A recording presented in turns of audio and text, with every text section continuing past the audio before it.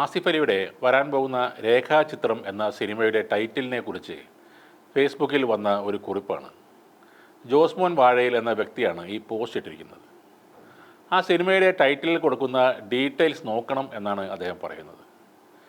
അന്വേഷണത്തിൽ നിന്നും മനസ്സിലായത് രേഖാചിത്രം സിനിമയുടെ ചില തിരക്കഥാ ഭാഗങ്ങൾ തന്നെയാണ് ആ ടൈറ്റിലിനുള്ളിൽ എഴുതി ചേർത്തിരിക്കുന്നത് എന്നാണ്. ഈ ടൈറ്റിൽ ഡിസൈൻ ചെയ്തത് ശ്യാം സി ഷാജിയാണ്. യെല്ലോ ടോത്ത് ഡിസൈൻ ചെയ്ത ആ പോസ്റ്ററിൽ പഴയ ഫിലിമുകളും റീലുകളും സൈഡിലായി പഴയ ക്യാമറയും ഒക്കെ കാണാം. ആസിഫ് അലി എന്ന പോലീസ് ഓഫീസറുടെ കൈ പിടിച്ചിരിക്കുന്നത് ബ്ലാക്ക് ആൻഡ് വൈറ്റുള്ള അനശ്വര രാജൻ അവതരിപ്പിക്കുന്ന കന്യാസ്ത്രീയാണ്.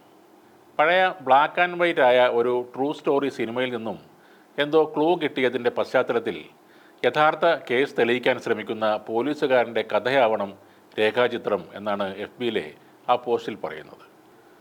ഒരു വേറിട്ട നല്ലൊരു ത്രില്ലർ ആവും രേഖാചിത്രം എന്നും പറയുന്നുണ്ട്. ഇത് സിസ്റ്റർ അഭയ കൊലക്കേസിൻ്റെ അന്വേഷണം ആകാമെന്നാണ് ആ പോസ്റ്റിൽ പലരും കമൻ്റായി പറയുന്നത്. ആ പോസ്റ്റർ കണ്ടാൽ അങ്ങനെ തോന്നുകയും ചെയ്യും.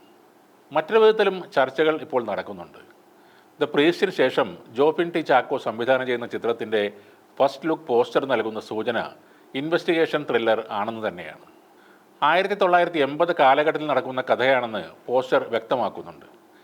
ഇതിന് പിന്നാലെ ചിത്രത്തിൻ്റെ കഥയുമായി ബന്ധപ്പെട്ട ചർച്ചകൾ സോഷ്യൽ മീഡിയയിൽ ഇപ്പോൾ സജീവമായിരിക്കുകയാണ്. ലോക സിനിമയിൽ അധികം പരീക്ഷണം നടത്തിയിട്ടില്ലാത്ത അൾട്ടർനേറ്റ് ഹിസ്റ്ററിയാണ് ജോഫിൻ രേഖാചിത്രത്തിൽ പരീക്ഷിക്കുന്നത് എന്നാണ് ചില സൂചനകൾ.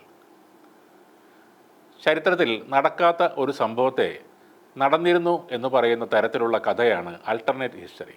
1980കളിൽ ഒരു സിനിമാ സൈറ്റിൽ നടക്കുന്ന കൊലപാതകത്തിൻ്റെ കഥയാണ് രേഖാചിത്രം പറയുന്നത് എന്നാണ് ചിലർ പറയുന്നത്. ചരിത്രത്തിൽ നടക്കാത്ത ഒരു സംഭവം നടന്നുവെന്ന് കാണിക്കുന്ന കഥയാണ് ഈ സിനിമയുടേതെന്നാണ് പുറത്തു വരുന്ന ചില റിപ്പോർട്ടുകൾ. ഇതിനെ സംബന്ധിച്ചും സോഷ്യൽ മീഡിയയിൽ വലിയ ചർച്ചയാണ് നടക്കുന്നത്.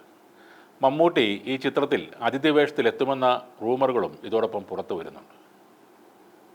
ഇത് കാതോട് കാതോരം എന്ന മമ്മൂട്ടി നായകനായി അഭിനയിച്ച ചിത്രത്തിൻ്റെ ഷൂട്ടിംഗ് സമയത്ത് നടന്ന കൊലപാതകത്തിൻ്റെ കഥയാണെന്നും പലരും സംശയം പറയുന്നുണ്ട്. ഇത്തരം സിനിമകൾ എടുക്കുന്നതിൽ പേരുകേട്ട സംവിധായകനാണ് ക്വിൻ്റൻ ടാരാന്റിനോ.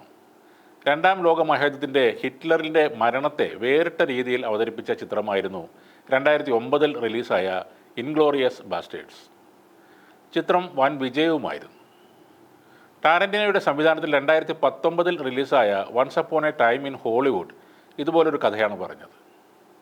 1969 ലോസ് ഏഞ്ചൽസിലെ സിനിമാ സെറ്റിൽ നടന്ന മരണത്തെ ആസ്പദമാക്കി അണിയിച്ചൊരുക്കിയ ചിത്രം 2 ഓസ്കാർ അവാർഡുകളും സ്വന്തമാക്കിയിരുന്നു. ചരിത്രത്തെ സംഭവത്തെ മറ്റൊരു രീതിയിൽ അവതരിപ്പിക്കുന്ന ഇത്തരം സിനിമകൾക്ക് ആരാധകരും ഒട്ടേറെയാണ്. മലയാളത്തിൽ ഇങ്ങനെ വന്നൊരു സിനിമയാണ് MTയുടെ രചനയായ ഒരു വടക്കൻ വീരഗാഥ.